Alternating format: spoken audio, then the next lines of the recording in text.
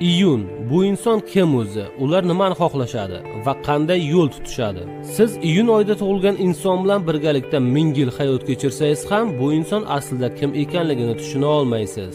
Ba'zan mehribon, ba'zan esa g'azabi tez, ba'zida esa o'zidan boshqa hech kimni sevmaydigandek go'yo. Iyun oyida tug'ilganlarning ko'pchiligi umuman yolg'izlikka chiday olmaydigan insonlardir. Ular doimo bo'sh vaqtlarda oshna og'aynilarni izlab turishadi. Hech bo'lmaganda qo'ng'iroq qilib ularni holdan xabar olishadi. Ular o'zlarini qiziquvchanligi va aqlliliklari bilan boshqalardan ajralib turadi. Iyun oyida tug'ilganlarni ba'zan tushunish juda qiyin. U sizga hayotida bo'layotgan voqealarni aytib, dardini doston qilib o'tirmaydi. Shunchaki kuchli depressiyaga tushib qoladi. Ular sizni nojo'ya yoki qo'pol gapingizdan xafa bo'lmaydi, lekin yuragini bir chekkasiga tugib qo'yadi va ularni xafa qilgan kuningizdan boshlab u sizni o'zini dunyosidan butkul o'chirib tashlaydi va hech qachon sizni qaytib izlamaydi ham, eslamaydi ham.